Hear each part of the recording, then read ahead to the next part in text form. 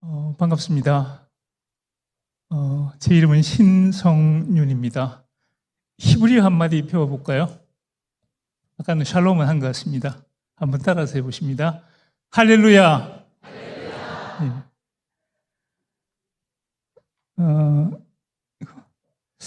먼저 시작하기 전에 오늘 함께해 주신 주 예수님 안에서 형제자매된 여러분들 축복하고 싶습니다.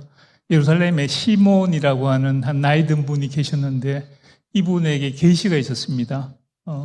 메시아를 볼 때까지 이 땅에 살게 하시겠다고 하는 그 약속이었고 메시아를 보게 하시겠다고 하는 그 약속이었는데 어느 날 성전에 갔다가 아기 예수님을 안고 오는 그 부모를 만나게 됩니다. 그리고 그 시몬이 아기를 안고 감사하면서 이사야서의 예언의 말씀 두 군데를 이분이 인용합니다. 하면서 주의 백성 이스라엘 전에 열방을 비추는 빛이요 주의 백성 이스라엘의 영광이 되는 이야기를 하나님께 감사하면서 그 부모를 축복하는 그거를 우리가 누가복음 2장에서 읽게 됩니다. 주 예수님은 우리에게 열방 민족 가운데 가장 늦게 우리 민족에게 빛이 되신 그 주님이십니다. 그리고 이 주님은 주의 백성 이스라엘의 영광이 되시는 그런 주님이 되셔야 됐는데 안타깝게도 지난 2000년 동안에 예수님은 당신의 백성 이스라엘에게 영광이 되시지 못하고 저주가 되셨다가 최근에 와서야 이스라엘 백성들이 이분이 자신들의 메시아인 것을 깨닫기 시작하는 그런 아주 특별한 역사적인 상황을 지금 저희가 목도하고 있습니다. 그 주님 안에서 여러분들 그리고 오늘 영상으로 보시는 분들을 주 안에서 축복합니다.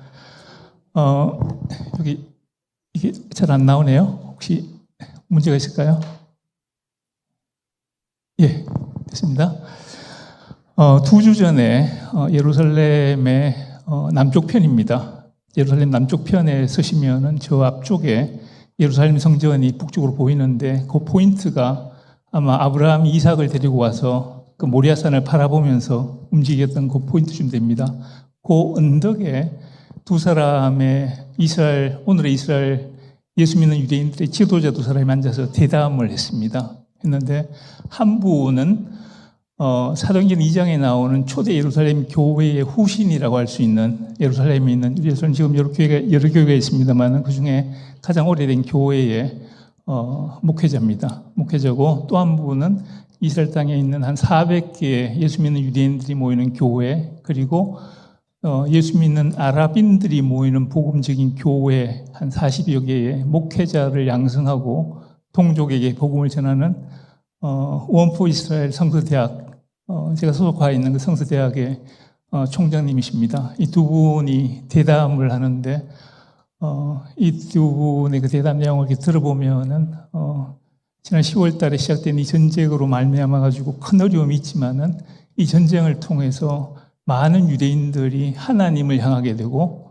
어제 그저께 들은 이야기로는 많은 종교인들이 랍비들이 예수님에 대해서 관심을 가지고 복음의 내용을 확인하러 오는 그런 소식을 듣지만은 이 두 분의 짧은 대답의 내용은 우리가 힘들다고 하는 거였습니다. 날마다 이스라엘 군인들이 죽어가는 것을 봐야 되고 날마다 어려운 상황이 계속되는 것을 보는 그게 참으로 힘들다고 하는 그런 내용이 주를 이루는데 이 부분이 이사야 2장에 나오는 9절인데 한번 읽어보자고 이렇게 제안을 하게 됩니다.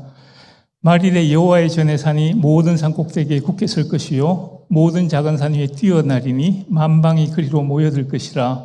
많은 백성이 가며 이르기를 오라 우리가 여호와의 산에 오르며 야곱의 하나님의 전에 이르자.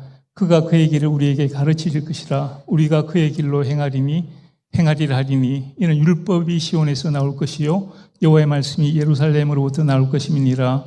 그가 열방 사이에 판단하시며 많은 백성을 판결하시리니 우리가 그들의 칼을 쳐서 보습을 만들고 그들의 창을 쳐서 낫을 만들 것이며 이 나라와 저 나라가 다시는 칼을 들고 서치지 아니하며 다시는 전쟁을 연습하지 아니하리라.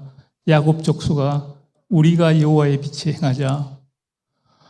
이 에레스 조레프라고 하는 이스라엘 성서대학교 총장님이 이 성경 본문을 함께 읽으면서 진행되는 그 대담의 내용에 전쟁하지 않는 때가 왔으면 좋겠다.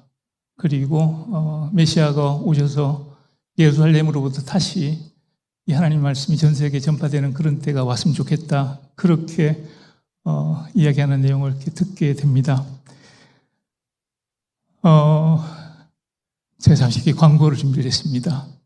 저는 이스라엘에 있는 예수 믿는 유대인들이 세워온 이 신학대학교 한 33년 전에 세워지고 그 신학대학교에서 유대인들이 자기들의 교회 목회자만 양성하다가 우리 동족들도 하면서 본격적으로 전도하기 시작한 큰 사역이 일어나게 되는데, 이 사역이 일어나면서 그 신학교 위에다가 이제 우산단체를 하나 만들었는데, 그게 이제 One for Israel이라고 하는 이런 단체입니다. 단체고, 이 단체가 한국에도 시작이 됐고, 제가 이제 대표를 맡고 있습니다.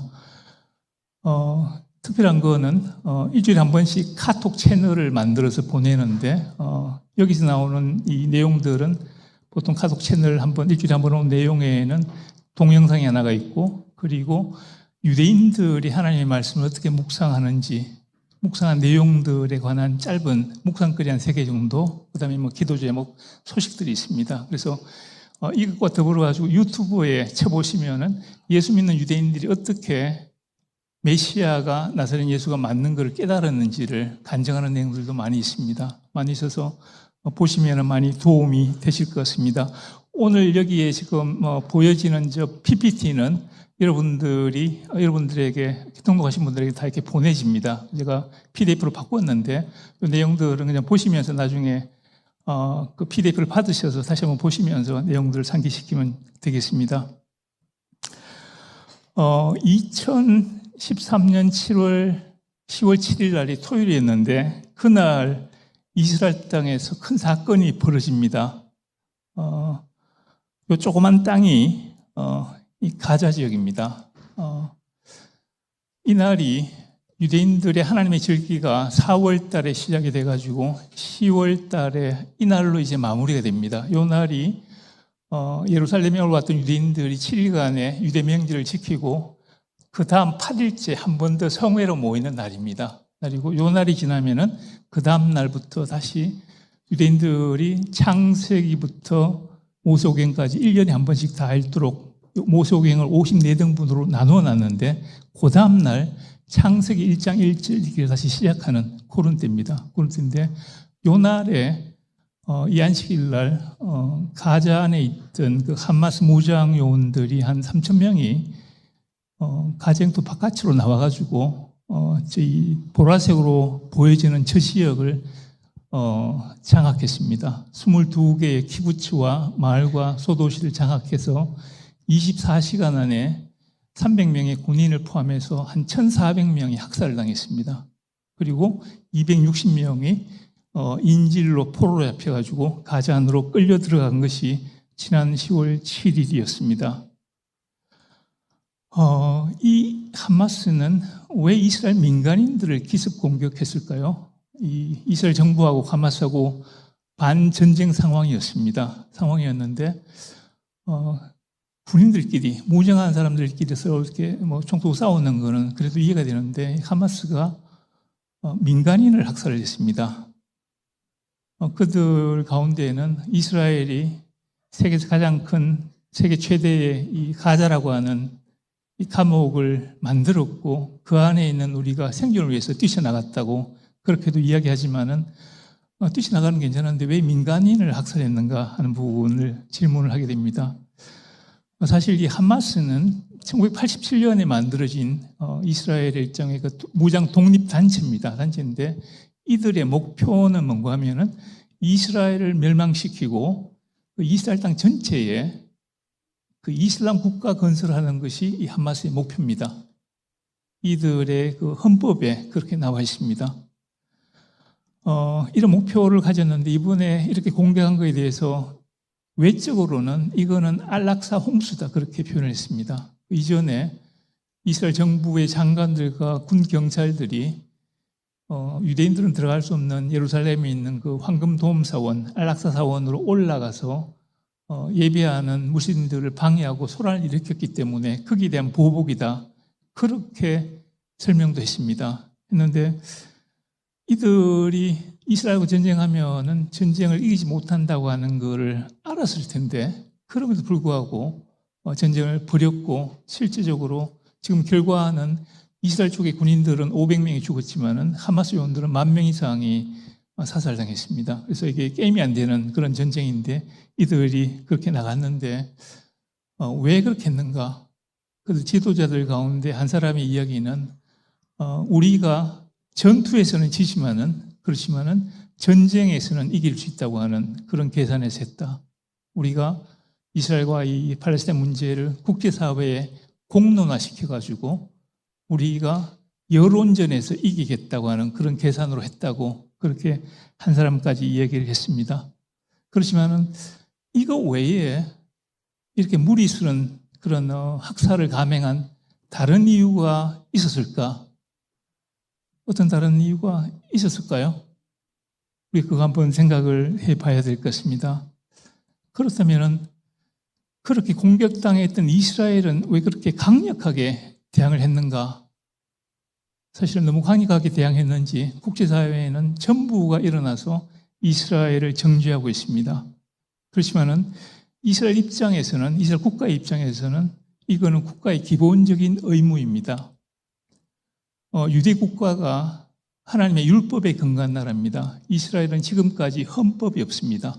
기본법과 판례법으로 국가가 운영이 되는데 그 바탕에는 이 하나님의 율법입니다. 율법인데 옛날에도 부지 중에 살인하게 되면은 부지 중에 사람을 죽이게 되면은 빨리 요르단 동쪽에 있는 세 성이나 이쪽 가나안 땅에 있는 그 세 성 중에 한 성을 찾아 들어가지고 그 성 안으로 피해야지 이 사람은 살아남을 수 있습니다.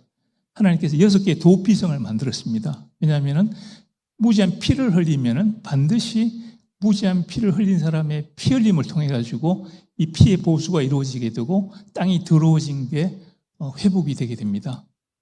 이번에 이스라엘 국민들 가운데 군인이 아닌 민간인들, 죄 없는 민간인들이 1,100명이 피를 흘렸습니다. 이 피를 이스라엘 정부 차원에서 갚아줘야 됩니다. 그래서 이스라엘 정부는 이스라엘 영토 안으로 넘어왔던 하마스 한 3,000명 되는 그 무장 요원들을 다 제거하고 준비하고 기다렸다가 가자 쪽으로 진입해 들어갔고 그렇게 해서 지금까지 전쟁이 계속되고 있습니다. 그런데 너무 조금 잔인하게 하지 않는가? 그게 사실은 이제 문제가 되는 부분이 있는 것 같습니다. 우리가 옛날에 북한하고 충돌이 되면은 저 북쪽에서 38선을 지키는 군인들 가운데 있는 표현이 있습니다. 우리는 퇴로 받으면은 말로 되돌려준다. 이런 표현입니다. 표현인데, 이스라엘은 사실은 퇴로 받으면은 말로 돌려줘가지고는 끝나지 않고요. 퇴로 받으면은 두 가마니 정도로 돌려줘야지 이 상황이 정리가 됩니다. 왜 그런가 하면은 이스라엘입니다. 중동의 적대적인 국가에 둘러싸여 있는 이스라엘 사람들이 옛날에는 한 명의 이스라엘 사람당 주변에 100명의 적대적인 아랍 사람들이었습니다. 100명이 나를 죽이거나 가해하려고 그러는데 누군가가 나를 쳤으면은 혼자 내가 살아남을 수 있는 유일한 방법은 나를 친 친구를 완전히 제압을 하면은 완전히 누르면은 그래서 주변 사람들이 아주 조그만 데 건드렸다가는 큰일 나는구나 하는 그 이미지를 심어줘야지 유지가 될 수 있습니다. 이게 이스라엘의 안보의 향후를 고려한 불가피한 선택입니다. 이 사건이 한국이나 미국이나 세계 다른 곳에 일어났으면 아마 훨씬 더 강력하게 응징했을 겁니다. 가자를 둘러싸고 있는 이 국가가 이스라엘이 아니고 이집트나 시리아나 요르단이나 이라크나 레바논이었다면 가자에서 지난 17년 동안에 날마다 박격북산에서 미사일들이 거의 날마다 날아왔습니다. 이스라엘에서 이걸 방어하기 위해서 아이언돔이라고 하는 시스템을 개발해가지고 나름대로 대응해 오고 있었습니다. 그간에도 사실 몇 차례 저기서 공격하면은 피해가 너무 심하면 들어가서 타격하고 다시 나오고 그 반복이었습니다. 그런데 이 17년 만에 가장 강력하게 이번에는 들어가서 초토화하는 일을 하게 됐는데 사실 이 가자를 직경하고 있는 국가가 공격받은 나라가 이스라엘이 아니고 다른 나라 국가였으면 17년이 아니고 첫 3개월에 가자는 없어졌습니다. 이게 중동의 문화입니다. 중동에는 충용이 없습니다. 이에는 이, 눈에는 눈입니다. 그래서 사실은 어떻게 보면 이스라엘이 지금까지 그 가자의 공격을 나름대로 견뎌온 것은 세계 다른 곳에서는 유례가 없습니다. 세계 어떤 국가도 이스라엘 향해 가지고 이스라엘이 지금 하는 이 방식에 대해서 사실은 정지할 수 있는 자격이 없습니다. 자기들이 당해보면 아마 훨씬 심하게 할 거라고 생각합니다. 우리가 당해도 아마 저는 그럴 거라고 생각합니다. 이스라엘 군이 어제 그저께 들은 이야기입니다. 일주일에 한 번씩 이스라엘 쪽하고 대화를 하는데 이번에도 상당히 많은 정규군과 한 30만이 넘는 예비군들이 동원이 됐는데 가자 쪽으로 투입이 됐는데 이스라엘 군이 그렇게 옛날만큼 잘 싸우지를 못한대요. 왜 싸우지를 못하는 거면은 이 하마스가 민간인 옷을 입고 있습니다. 옷을 입고 있는데 총을 들고 쏘면은 분명히 하마스가 확인이 되는데 그렇지 않으면은 사실 이렇게 확인하기 힘듭니다. 그래서 그 구분해서 쏴야 되는데 이스라엘 군인들이 혹시 자기가 하마스 요원이 아닌 사람을 쏴가지고 자기들 시민처럼 죄 없는 가자 시민을 쏴서 죽이는 무지한 피를 흘리는 그 살인에 이르지 않을까 하는 이 염려 때문에 군인들이 적극적으로 못한다는 거예요. 지금 국제사회가 남아공이 이스라엘을 그 인종학살로 국제사법재판소에 그걸 했습니다. 제소를 했습니다. 어떻게 판결이 나올지 모르겠습니다. 이 사건을 두고 이스라엘 가운데 저처럼 한 40, 50대 된 분들은 무슨 소리를 저렇게 하는가? 우리가 저 사람들 죽일 거였으면은 우리가 위에서 비행기로 폭격하려고 말지. 지금 이스라엘 군은 하마스를 찾기 위해 가지고 집집마다 문 두드리고 들어가서 확인하고 사살하고 붙들고 나오는데 거기서 사상자들이 일어납니다. 이 사람들 전부 죽일 의도였으면은 그거 할 것 없이 멀찍이서 폭격하면 끝나는데 다 들어가서 많은 군인들이 땅굴에 들어갔다가 죽었는데 들어가서 찾아야 되는데 하마스 요원들을 찾기 위해서 이렇게 지금 희생이 나고 있는 것입니다. 많은 군대들이, 세계 군대들이 전시에 명령 불복종하게 되면은 적결 처분입니다. 이스라엘 군은 전시 중이라도 상관의 명령이 자기의 신앙 양심에 위배되면은 명령에 불복종할 수 있습니다. 이스라엘 군은 세계에서 가장 도덕적인 군입니다. 저는 그걸 받고 친구들을 통해서 들었습니다. 그래서 이스라엘이 이렇게 강력하게 대응하지만은 사실은 이들이 최대한 하나님의 형상을 따라서 창조된 인간의 무지한 피를 흘리는 것을 최대한 피하면서 자기의 생명을 보존하면서 민족과 국가의 생존을 위해서 하고 있는 이 작전이 지난 한 3개월간의 그 가자 작전이었습니다. 이 현 이스라엘 상황의 본질은 뭘까요? 이스라엘과 하마스가 지금 충돌 가운데 있습니다. 좀 더 크게 보면은 이스라엘하고 팔레스타인 쪽이 충돌을 하고 있습니다. 이게 유대와 아랍 간의 민족적인 갈등인가? 그렇게 볼 수 있는 부분이 있습니다. 실제로 유대인들과 주변에 사는 그 아랍 사람들을 거슬러 올라가 보면은 사실은 한 아버지 밑에서 그리고 한 할아버지 밑에서 난 사람들입니다. 이스라엘의 큰아버지가 에서였고 그 에서의 자손들이 지금 이 주변 아랍 사람들입니다. 그리고 어떻게 보면은 이 이삭의 그 배다른 할아버지 이스마엘도 이 큰아버지 에서가 이스마엘의 딸과 결혼하면서 거기서도 자녀들이 태어납니다. 그래서 이들이 사용하는 표현이 있습니다. 우리는 사촌지간이다. 브네이 도딤이라고 하는 히브리어 표현이 있습니다. 그래서 이들이 충돌하지 않을 때는 유대인들과 아랍인들은 잘 어울릴 수 있습니다. 서로가 잘 압니다. 충돌할 때는 서로가 너무 잘 알기 때문에 어디를 찔러야지 가장 고통스러운지를 알아가지고 그렇게들 합니다. 이 이스라엘과 이 야곱과 이스라엘 그리고 이 에서와 에돔 간의 갈등은 이미 성경에서 보여집니다. 에서가 멀찍이 떠나갑니다. 떠나가는데 야곱을 떠나가는데 그 에서의 후손들이 에돔족이 되는데 우리가 구약 역사를 보면은 유대민족이 고난당할 때 에돔이 적과 함께 유대민족을 괴롭게 했습니다. 예루살렘 성전에 불도 질렀고 유대인들한테 고통을 줬습니다. 그리고 나중에 유다가 붙들려 갔을 때는 그 남아있던 그 유다 땅에 이 에돔 사람들이 조금씩 들어와가지고 많은 지역을 차지하게 되는데 이 사람들이 신약에는 이두메 사람이라고 그렇게 나오게 됩니다. 그 이두메 사람 중에 한 사람이 나중에 예수님 태어나셨을 때 이스라엘 땅을 통치하고 있었던 그 헤롯 대왕의 그 집안이었습니다. 그래서 그 민족적인 갈등의 부분이 분명히 있습니다. 영토 분쟁인가? 영토 분쟁도 맞아 보입니다. 왜냐하면은 시편 83편에 보시면은 주변의 여러 민족들이 우리가 저 하나님의 목장이 되는 하나님이 이스라엘에게 주신 저 땅을 빼앗아가지고 우리의 목장을 만들자. 우리가 이스라엘임을 없이 하자. 그런 표현이 시편 83편에 나옵니다.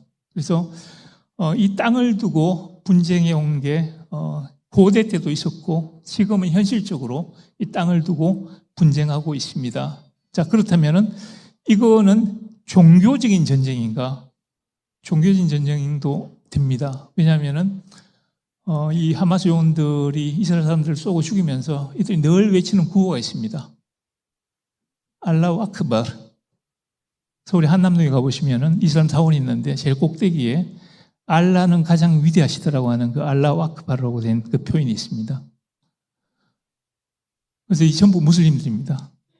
그리고 유대인들 가운데에는 신실하게 하나님을 섬기는 종교적인 유대인들도 있지만은 한 3분의 2 정도는 세속적인 유대인들입니다. 그렇지만 이들도 평소에는 다 세속적인 유대인들이지만은 실전에 투입될 때는 다들 유대인들이 가지고 있는 전쟁에 나가기 전에 기도라고 하는 그 기도문을 읽습니다. 그 기도문은 여호와 하나님께 자신을 보호해주고 지켜달라고 하는 그런 요청입니다.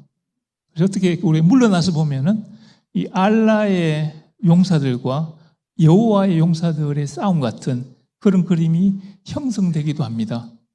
그리고 이 분쟁이 종교적인 전쟁이라고 하는 게 조금 더 확실해지는 것은 유대인 편에서 보는 것보다는 이쪽에 하마스 쪽에 볼 때는 조금 더 선명해집니다. 하마스 지도자 중에 한 사람이 아랍어로 공식 석상에서 지금은 우리가 유대인들과 싸우지만은 다음 순서는 기독교인들이라고 그렇게 공언했습니다. 그 틀에서 보면은 이거는 유대교와 이슬람교 그리고 기독교와 이슬람교 간의 그런 갈등과 전쟁이 될 수도 있습니다.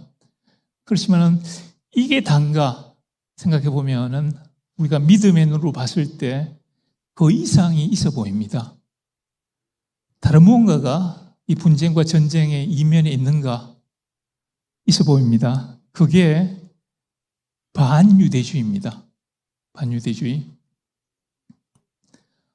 지금 하마스가 유대인들을 죽이고 유대 국가를 없애려고 나섰는데 배후에서 이런 무장이 가능하도록 누가 도왔는가 하면은 이란이 도왔습니다. 여러분 아실지 모르겠지만은 이슬람교는 두 그룹으로 나눠집니다. 85%의 수니파하고 15%의 시아파가 나눠집니다. 그리고 이 두 그룹은 굉장히 사이가 안 좋습니다. 수니파의 종주국은 사우디고 시아파의 종주국은 이란입니다. 이슬람이 시작된 이후로 계속 사이가 안 좋았고 지금도 이 사우디와 이란이 예멘 안에서 대리 전쟁을 이어가고 있습니다. 너무너무나 사이가 안 좋은 사람들인데 근데 이 이란이 함마스를 도왔습니다. 이란이 레바논 북쪽에 있는 히즈블라라고 하는 이 시아파 무장 정파를 돕는 것은 같은 시아파이기 때문에 이해가 되는데 이 이란이 수니파 단체인 함마스를 돕는 것은 사실은 논리적으로 불가능한 얘기입니다. 그런데 왜 돕는가? 목표가 같기 때문입니다. 그 목표는 이스라엘을 지구상에서 없애는 게 목표입니다. 적의 적이 친구가 되는 그런 논리입니다. 그래서 그 틀에서 보면은 사실은 이들의 이 전쟁은, 그리고 그 이전에 일어났던 중동 전쟁도 조금 벗어나서 조금 영적인 관점에서 보면은 이스라엘 국가를 그냥 없애는 정도에서 넘어서서 유대인들을 말살하려고 하는 그런 시도 중에 한 부분입니다. 한 부분이고, 이거를 우리가 흔히 반유대주의라고 부르는데 역사가 깊습니다. 이미 성경 시대부터 시작이 됩니다. 우리가 최초로 볼 수 있는 것은 야곱이 70명을 데리고 애굽으로 내려가서 그 땅에서 번성해서 큰 민족을 이루었는데, 새로 일어난 바로가 모든 태어난 히브리 사람의 남자아이들을 잡아서 나일강에 던지는 명령을 하게 됩니다. 그 와중에 살아남아서 지도자로 세움을 받았던 사람이 모세였습니다. 그냥 늘어나는, 비상시에는 적이 될 수 있는 그 히브리 사람들의 숫자를 줄이기 위해서 남자아이들이 태어나면 다 죽이는 거를 시도했는데, 어떻게 보면 지속적으로 남자아이들이 그렇게 죽어나면은 결국은 그 민족 자체가 죽습니다. 우리가 지금 출산율 때문에 고민하고 있는데 사실은 심각한 문제라고 생각합니다. 어쨌든 거기부터 시작해가지고 성경에 실제적으로 모든 유대인들이 지구상에서 다 멸망할 수 있는 사건이 거의 벌어질 뻔했습니다. 그것이 우리가 에스더서에서 읽는 사건입니다. 거기에 페르시아가 저쪽에 에티오피아부터 인도까지 127도를 다스리는, 로마가 세계를 통치하기 전에는 고대 근동세계에서 가장 넓은 영토 온 세상을 다스리는 그런 제국을 세웠는데, 거기 고관이었던 이 하만이 어느 날 출근하다가 어떤 그 관청이 일어나는 행정직원한테 열을 받았습니다.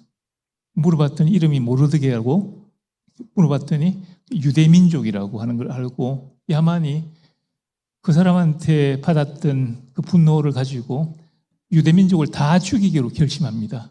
그래서 왕한테 가지고 엄청난 돈을 주면서 우리 땅에 당신 왕국에 별로 도움이 안 되는 인종이 하나 흩어져 살고 있는데 저 사람들을 처단할 수 있는 권리를 달라고 해가지고 하만이 왕후의 반지를 받아서 조서를 냅니다. 날을 정해가지고 모든 곳에 사는 이 페르시아 제국의 국민들은 주변에 사는 유대인들을 다 죽일 수 있고 그 재산들을 다 빼앗을 수 있도록 그렇게 조서를 내리는데, 그 날짜가 1년 후의 날짜입니다. 1년 동안 다 조사하고 재산이 얼마 있는지, 통장이 얼마 있는지 다 파악하고 난 다음에 그날이 되면 죽이고 다 빼앗도록 그렇게 돼 있었는데, 그때 자기 신분을 드러내지 않았던 왕비, 유대인 왕비 에스더가 이거를 뒤집습니다. 에스더가 내가 죽으면 죽으리라고 나서지 않았다면 지구상에서 유대인들은 그때 없어졌습니다. 왜냐하면 페르시아가 통치하던 그때에 모든 유대인들이 그 통치 제국 안에 살고 있었습니다. 유대인들이 그리스 쪽에서도 살기 시작했는데 페르시아 다음에 그 시대가 끝나고 난 다음에 그리스와 로마 쪽으로 이민을 시작합니다. 그때 죽었으면 끝났습니다. 그리고 복음이 전파가 되고 중세가 지나면서 지속적으로 유대인들을 없애하려고 하는 그런 노력들이 널리 있어 왔고, 그 절정 중에 하나가 600만 명을 가스실로 몰고 갔던 그 홀로코스트라고 하는 사건이었습니다. 히틀러가 유럽을 점령하고 다른 세계까지 점령하면서 그가 꿈꿨던 제3제국을 완성했다면 그 제3제국의 통치를 받았던 모든 유대인들은 다 죽었을 것입니다. 그가 점령했던 곳에 있던 유대인들은 거의 다 죽었습니다. 그런데 유대인들이 죽어서 무슨 이익이 있습니까?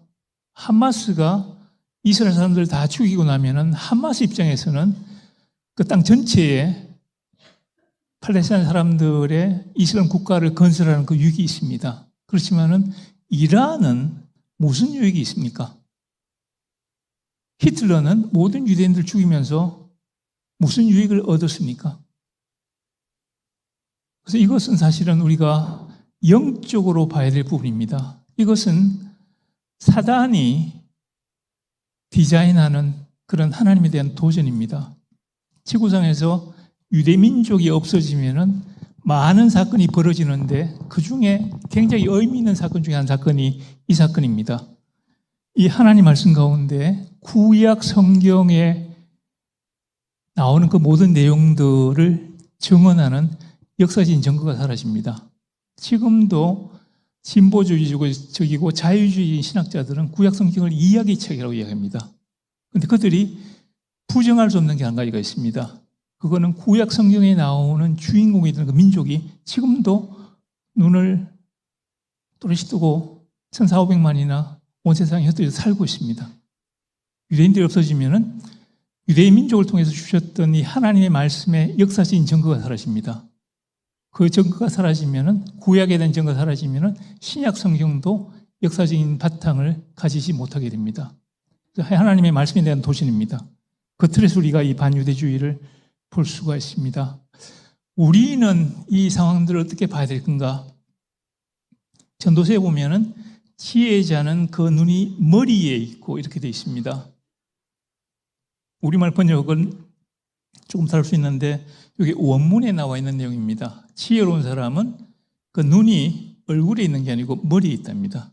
이거는 보고 생각한다는 뜻인데 우리가 이 상황을 여론과 세례 우리 언론, 이 국내 언론과 세례 여론 시각에서 봐야 될 건가? 말씀은 다수를 따라 악을 행하지 말며 송사의 다수를 따라 부정한 증언을 하지 말며 이렇게 되어 있습니다. 다수가 옳다 그래서 모든 사람이 옳다 그래서 옳은 게 아닙니다. 현명했던 유대인들은 오히려 만장일치가 일어날 때는 채택하지 않습니다. 만장일치가 일어날 수 없기 때문입니다. 무슨 모의가 있어서 만장일치가 될 수 있습니다.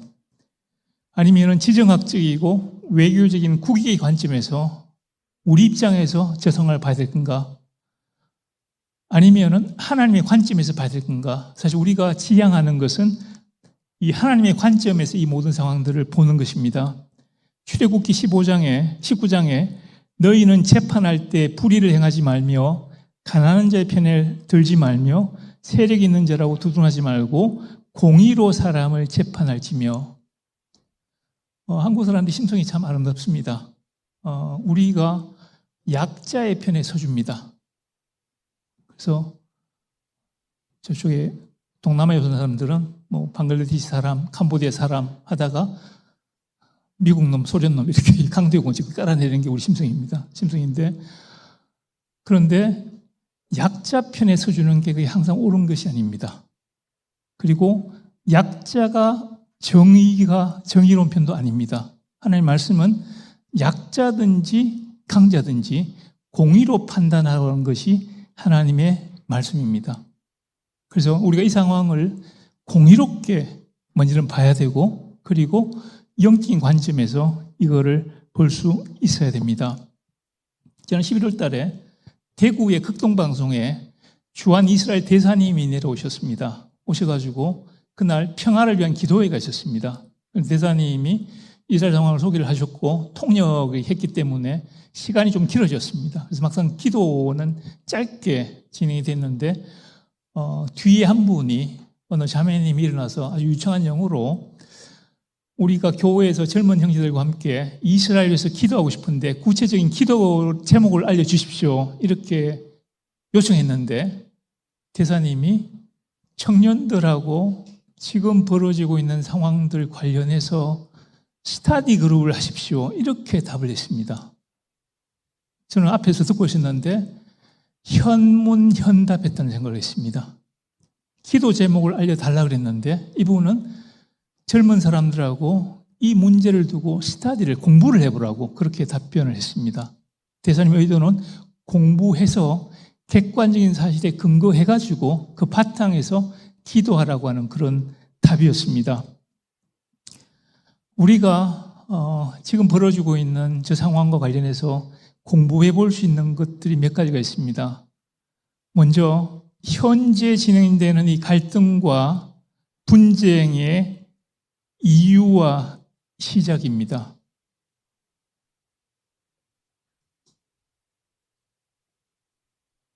왼편에 보시는 것이 1948년 11월 달에 유엔에서 한 조그만 땅을 두고 싸우는 두 집안을 향해 가지고 땅을 나눠 가지고 각자 집 지어라 그렇게 결정했습니다. 결정했고 그 결정 이후에 시간이 흐르면서 오늘의 상황은 오른쪽에 지도가 됩니다. 저 팔레스타인 국가가 세워지기로 됐던 그 왼쪽 지역이 많이 줄어들었습니다.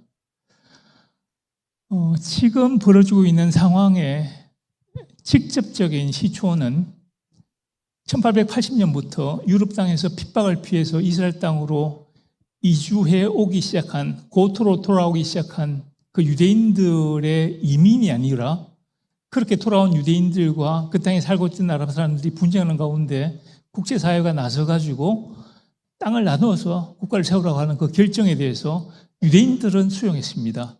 그래서 1948년 5월 14일에 저 초록색 지역에다가 현대 국가 이스라엘의 재건을 선포했습니다. 그 당일날 팔레스타인 국가를 세우기로 되었던 그 아랍 사람들은 주변의 요르단과 다른 국가들과 더불어 가지고 국가를 선포한 63만의 유대인들을 지중해로 다 밀어넣고 저기 전체에다가 팔레스타인 국가를 세우겠다고 그날 전쟁을 시작했는데 그것이 1차 중동 전쟁이었습니다. 그리고 그 전쟁에서 졌습니다. 그리고 그 이후에 2차, 3차 전쟁이 있었고 3차 중동 전쟁 때 이스라엘은 팔레스타인 국가가 세우기로 돼 있었던 그 땅을 점령했습니다. 점령하고 거기에 이스라엘 군경찰이 통치를 했는데 20년 후였던 1987년에 아랍 사람들이 본전 생각난다. 우리도 나라 세울게. 본래 국제사회에서 돌려준 땅 되돌려 달라고 하는 그런 무장 항쟁을 시작합니다. 인티파다라고 하는 게 시작이 되고 그 인티파다가 시작되는 그 와중에 서구 사회에 큰 변혁이 생깁니다. 1989년에 베를린 장벽이 무너졌습니다.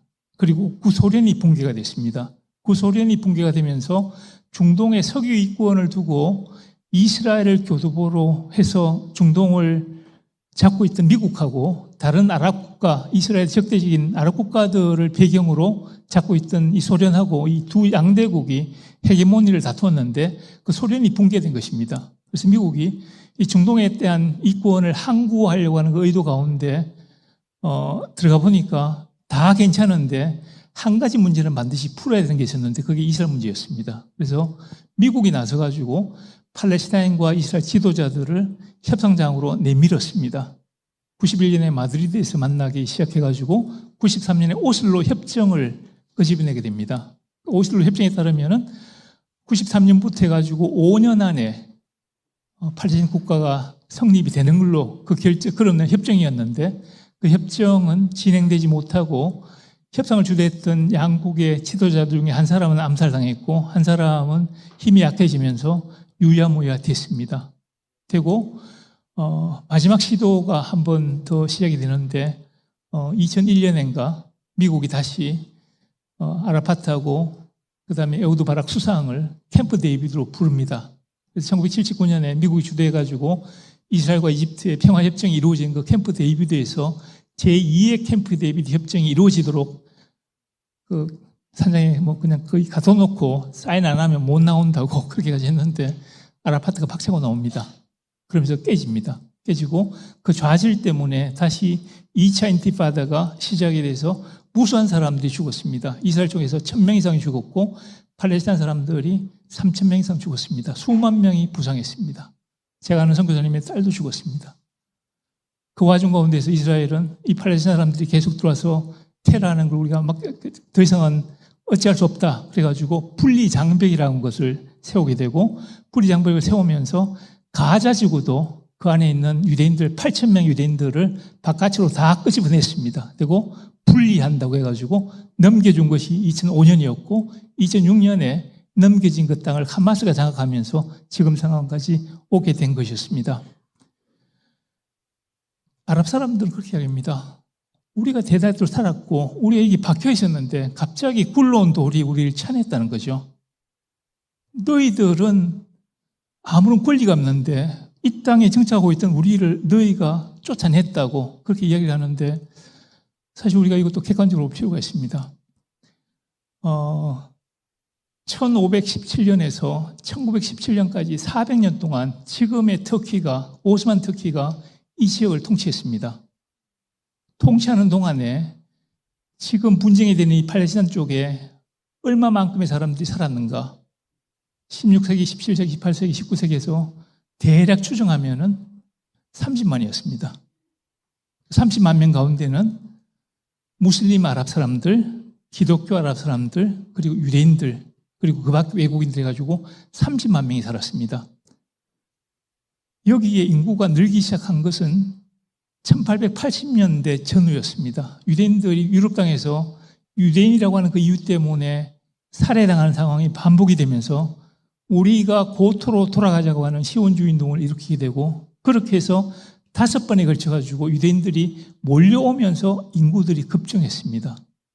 유대인들이 몰려오기 직전까지 그 땅에 살았던 사람들은 27만 명 정도로 추산이 된다고 합니다. 그런데 그 땅에 지금 얼마나 많은 사람들이 살고 있는가 하면 1,500만이 살고 있습니다. 유대인 750만 명, 그리고 아랍 사람들 750만 명이 27만 명, 30만 명이 거의 400년 동안 살았던 그 땅을 지금 그렇게 살고 있습니다. 이 이야기는 그 가나안 땅은, 그 팔레스타인 땅은 세계 일강에서는 별로 의미 없는 땅이었습니다. 성지였기 때문에 의미는 있었지만 자원도 없고 농사도 안 되는 땅이었고, 그 땅을 특별하게 개발할 그런 그것도 없었고, 그래서 버려진 땅이었습니다. 땅이었는데 그 땅에 유대인들이 돌아오면서 이쪽에 아랍 사람들도 모이면서 인구가 늘게 되고, 그렇게 분쟁이 계속 되어 왔습니다. 유대인들이 그 땅에 살 수 있는 권한이 없었을까요? 다윗과 솔로몬의 왕국이 남유다와 북왕조가 그리고 망하고 바빌론 끌려갔다가 70년 만에 돌아와서 페르시아 통치를 받다가 헬라 제국의 통치를 받다가 다시 한 100년에 걸쳐서 하스모니아 왕국을 세웠다가 로마에 점령당했다가 두 번째로 성전이 불타면서 2000년에 유랑이 시작이 됐습니다. 이 땅에 유대인들의 흔적과 역사와 자국이 없었을까요? 있습니다. 오히려 아랍 사람들이, 팔레스타인 아랍 사람들이 한 번도 그 땅에서 국가나 왕조나 어떤 정치적인 체계를 이루고 산 적이 한 번도 없었습니다. 오히려 팔레스타인이라고 하는 저 이름을 보면은 아주 흥미롭습니다. 여러분, 우리가 대한민국, 일본, 미국, 중국 이렇게 표현하는데, 특정 지역이나 민족이나 특정 문화가 자기들을 지칭하는 어떤 이름을 내세울 때는 그 이름이 그들 가운데서 나옵니다. 그런데 이 팔레스타인은 영어로 PAL 이렇게 씁니다. 그런데 지금 팔레스타인 아랍 사람들은 팔레스타인이라고 발음을 못합니다. 왜냐하면 아랍어에 P에 해당되는 발음이 없습니다. 이 사람들은 F 발음으로 팔레스타인 하든지 아니면 발레스타인 하든지, 그래서 폴리스라고 발음하지 못하고 볼리스라고 그럽니다. 다시 말해서 이 팔레스타인은 그 땅을 조상 대대로 살아왔던 그들 가운데서 자기들의 민족적인 정체성이나 문화나 역사를 표현하는 그런 용어가 아닙니다. 이 팔레스타인이라고 이름은 사실은 바깥에서 주어졌습니다. 로마가 헬라를 붕괴시키고 난 다음에 가장 큰 전 세계 대제국을 건설했습니다. 아무나 어느 곳이든지 갈 수가 있었습니다. 그래서 바울이 복음을 가지고 다 다닐 수가 있었는데, 이 로마가 각 지역을 점령하고 시민 통치를 했는데 상당히 신사적으로 했습니다. 세금만 내면은 다른 건 특히 이렇게 간섭을 안 했던 것 같습니다. 안 했는데, 그런데 유독 한민족은 계속해서 로마 당국에 반란을 일으켰습니다. 항거하고 반란을 일으키고 반복되고 반복됐습니다. 그것도 큰 전쟁은 반란은 2번이나 일으켰습니다. 그 2번의 반란을 경험하고 난 로마 사람들이 진절머리가 났습니다. 그래서 로마 황제가 저쪽에 사는 사람들 그 땅에서 다 내쫓는 건 물론이고 이름을 지어라. 그래가지고 이 유데아라고 하는 그 지역의 이름을 다른 이름으로 대체합니다. 예루살렘 이름도 다른 이름으로 이름을 바꿔버렸습니다. 근데 이 지역 이름을 바꾸면서 역사를 따져보니까 이스라엘이 늘 옛날 고대에 블레셋 사람들하고 대적 관계에 있었던 걸 알고 그 플리슈팀이라고 하는 그 단어에서 이 지역을 이름을 필리슈티아라고 불렀습니다. 그래서 이 필리슈티아에서 팔레스타인이 나오게 되는데 이 이름은 예수님 당시에 없었던 이름입니다. 예수님 이후에 100년 이후부터 시작된 그 땅에 대한 지명인데 지명 자체가 굉장히 반이스라엘적이고 반유대적이고 반하나님적입니다. 저는 목회자들이 팔레스타인 땅을 이렇게 말씀하실 때마다 저거 아닌데 저거 아니냐는 생각이 듭니다. 그래서 이 땅은 사실은 어떻게 보면은 팔레스타인 사람들의 땅이 아니었습니다. 오히려 하나님의 말씀에 하면은 유대인들이 내쫓겼고 돌아올 때까지 이 안식을 누리는 휴식하는 그런 땅이 이 땅이었습니다.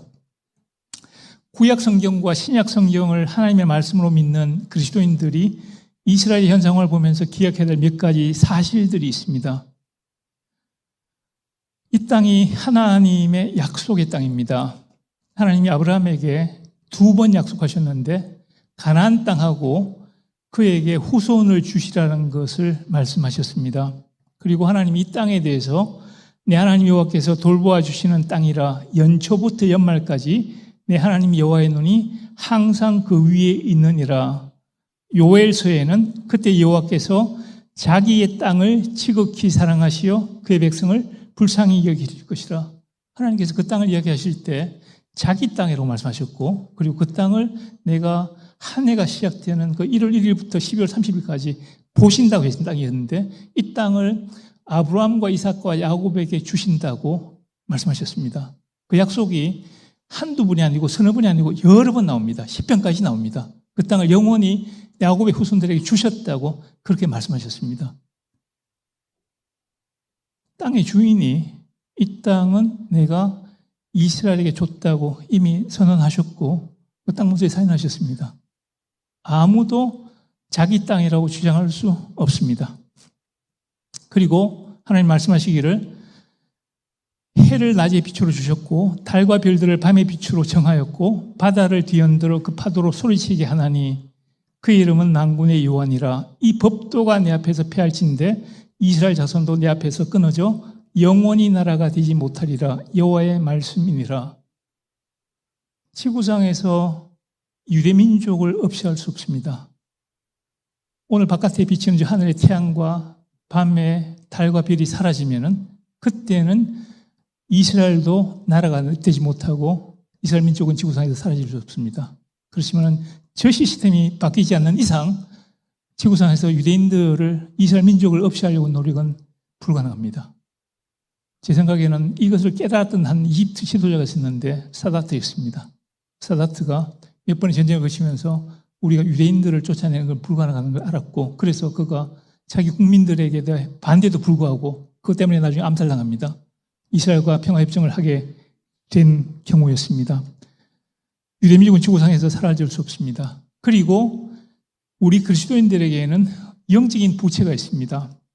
너희는 알지 못하는 것을 예배하고 우리는 아는 것을 예배하노니 이는 구원이 유대인에게서 남이라. 저희가 기뻐사였거니와 또한 저희는 그들에게 빚진 자니 만일 이방인들이 그들의 영적인 것을 나누어 가졌으면 육적인 것으로 그들을 섬기는 것이 마땅하니라. 우리가 유대인들에게 진 빚이 있습니다. 바울 사도께서 그렇게 말씀하십니다. 제가 이 기회를 빌어서 원포 이스라엘이라고 하는 그 예수 믿는 유대인들이 만든 복음지라는 그 단체를 한국에서 대표하는 한 사람으로 여러분한테 요청하고 싶습니다.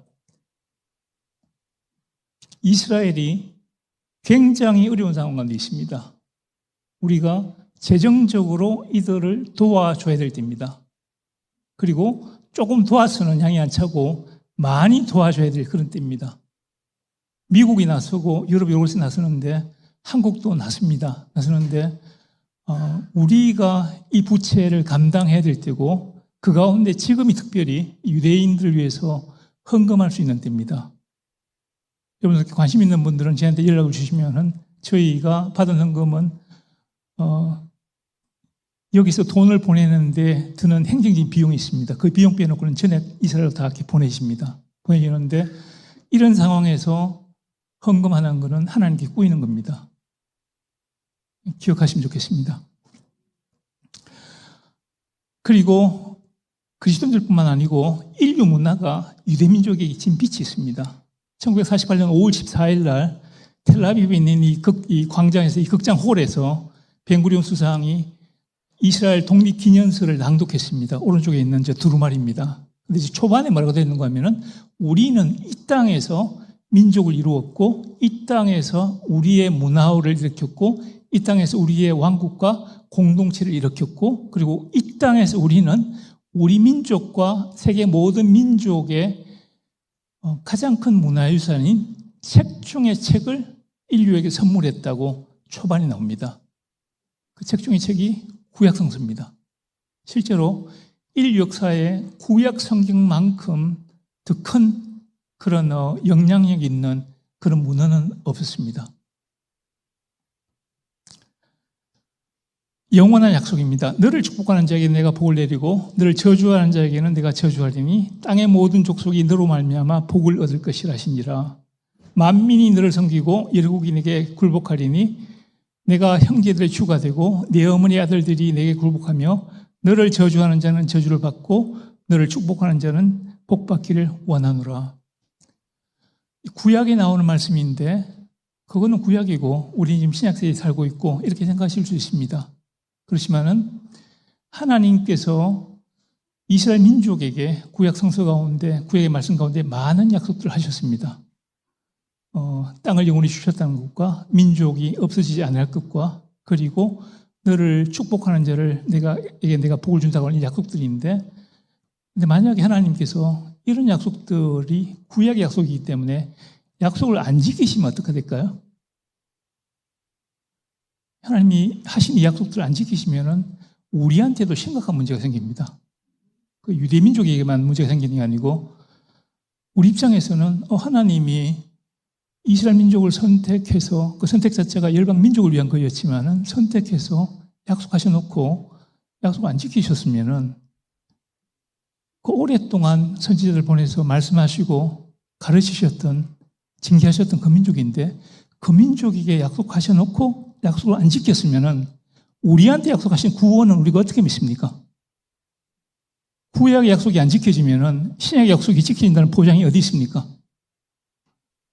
이 약속은 여전히 유효합니다. 그렇다면 우리는 어떻게 할 것인가? 이사야 40장입니다. 너희 하나님이 이르시되 너희는 위로하라. 내 백성을 위로하라. 너희는 예루살렘의 마음에 닿도록 말하며 그것에게 외치라. 그 노예의 때가 끝났고 그 죄악의 사함을 받았느니라. 그의 모든 죄로 말미암아 여호와의 손에서 벌을 배나 받았느니라 할지니라 하시니라. 제가 이 말씀을 한번 앞에 놓고 자세히 묵상해 봤습니다. 하나님이 말씀하시는데 문제 하나님이 위로하라고 하는 말씀을 명령형으로 2번 하십니다. 나하무 나하무 2번 위로 말씀하시는데 너희가 위로하는데 내 백성을 위로하라고 말씀하셨습니다. 이 내 백성은 유대 백성인데 너희는 그럼 누굽니까? 하나님 주변의 천사들입니까? 학자들 가운데 이걸 천사라고 보는 학자들이 있습니다. 아무리 생각해봐도 여기 나오는 너희는 이방인들입니다. 그래서 이방인들에게 너희는 내 백성을 위로하라고 반복해서 말씀하셨습니다. 하나님이 일하시는 방식은 사람입니다. 하나님이 인류 구원을 위해서 복음 전파를 위해서 하나님이 원하셨으면 대전상공에 참새떼들 동원해가지고 1시간만 예수 그리스도를 믿어야 된다고 한번 데모를 하시면은 우리가 나가서 복음 전할 필요가 없습니다. 하나님이 하시는 방법은 사람들입니다. 하지만 우리가 여기 이 자리에 앉아 있는 것들도 이런 행사에 있는 것들도 하나님 우리를 쓰시기 위해서 준비하신 행사라고 우리가 믿을 수 있을 것 같습니다. 그런데 어떻게 위로하는가 보면은 노역의 때가 끝났고 그 죄악의 사함을 받았고 그의 모든 죄로 말미암아 여호와의 손에서 벌을 배나 받았느니라 할지니라. 이 말씀이 무슨 말씀인가를 생각해 보면은 그 다음에 40장 3절에 보면은 광야에서 외치는 자의 소리가 나옵니다. 그리고 그 뒤로 넘어가면은 하나님의 말씀은 인생은 풀같이 시들지만은 하나님의 말씀은 영원하다는 부분이 쭉 나오는데 이 말씀을 전체를 쭉 꿰어보면은 이게 예수 그리스도의 복음입니다. 노예의 때가 끝났고 죄악이 사함받았고 모든 죄로 말미암아서 여호와의 손에서 벌을 배나 받은 이 내용이 예수 그리스도 안에서 성취된 내용입니다. 예수님 복음 750년 전에 이렇게 기록하신 겁니다. 그리고 뒤에 바로 세례 요한에 해당되는 내용들이 나와 있습니다. 그리고 베드로가 이게 바로 예수 그리스도의 복음이라고 정하는 그 모든 죄는 풀가고 하는 그 말씀이 이어서 나옵니다. 그리고 그거에 대해서 예루살렘의 마음에 닿도록 말하며, 마음에 닿도록 말하는 표현은 다정하게 말하는 표현입니다. 다정하게 말하지만은, 그렇지만은 그것이 그들이 선명하게 듣도록 외쳐서 말하라. 외치는 거하고 다정하게 말하는 건 좀 상충되는 부분이 있는데 의미 자체는 다정하게 그들이 들을 수 있도록 이야기하되 들을 수 있도록 선명하게 말하라는 내용입니다. 복음으로 내 백성을 위로하라 그런 이 부분이 하나님께서 복음이 시작되기 750년 전에 이사야를 통해서 우리 이방 민족들에게 주신 하나님의 명함입니다. 그리고 이 명령이 성취될 때가 지금입니다. 제가 오늘 초반에 여러분들에게 축복 인사를 드리면서 시몬 이야기를 했습니다.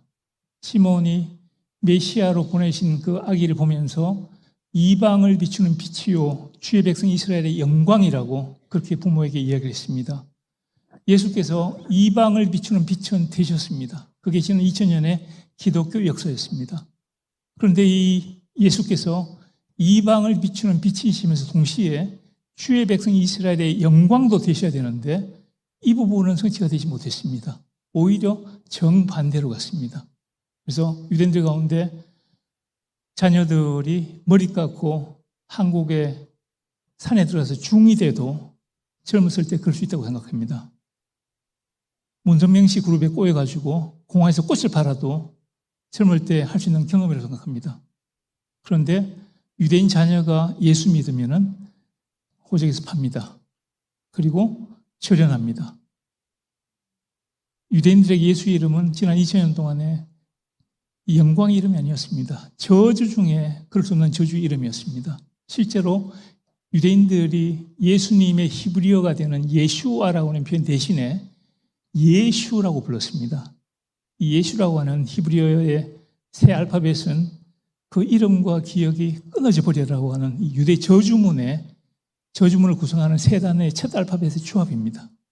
랍비들이 그 이름과 기억이 끊어지라고 저주하면서 그 이름을 이렇게 불렀습니다. 일반 유대인들은 그 의미를 알고 부르는 사람들도 있었고 그리고 모르고 그냥 불렀던 사람들도 있었습니다. 그런데 변화가 생기기 시작한 것이 지금입니다.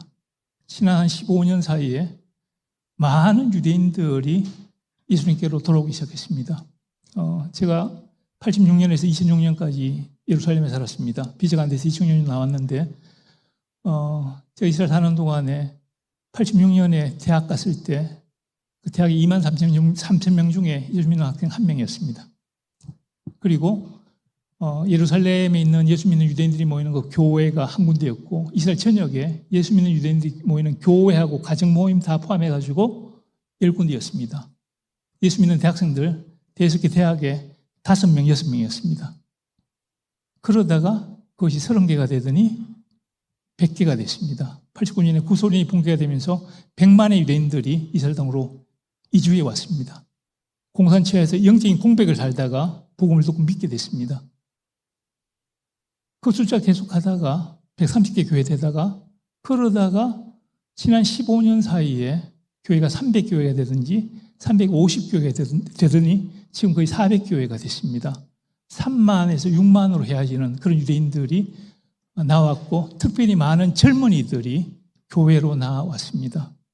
이번에 이 전쟁 상황이 벌어지면서 36만과 15만의 군인들이 다 동원이 됐습니다. 이스라엘 모든 가정에 아버지나 자녀가 군에 안 가 있는 사람이 없을 정도가 됐습니다.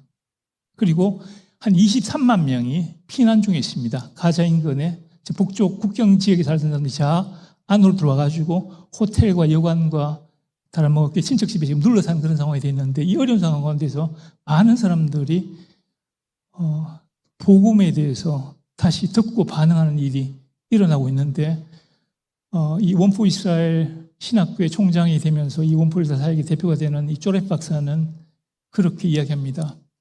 2000년 동안 없었던 일이 지금 일어나고 있다고. 사도행전 2장에 나오는 초대 교회에 그 복음이 전파됐던 그때 이후로 한 번도 없었던 일이 지금 일어나고 있다고 그렇게 표현합니다. 그리고 저희는 자세히 보면은 지금 벌어지는 한 번도 없던 사건을 목도하는 그런 상황 가운데 있습니다. 이스라엘을 기억해 주시면 좋겠습니다. 우리가 언제 어떤 일들이 제 앞에 펼쳐져 있는지는 모릅니다. 언제 어떤 시대가 될지도 저희는 알 수가 없지만은 우리가 분명히 보는 것은 1948년에 이스라엘하고는 국가를 육적으로 먼저 회복시킨 그 하나님께서 이제는 유대 민족을 돌아오게 하시는 그 영적인 회복의 시초를 지금 우리가 보고 있습니다. 구약에 기록된 말씀은 모든 이스라엘 민족이 민족적으로 회개하는 그림입니다. 그리고 그날은 반드시 오고 말 거고 우리는 그것을 보기를 원합니다. 이래서 기도해 주시고 또 이 IOM 사역을 주관하시는 이 사역 가운데 하나님께서 계속 사용하시고 큰 영광 받으셨으면 좋겠습니다.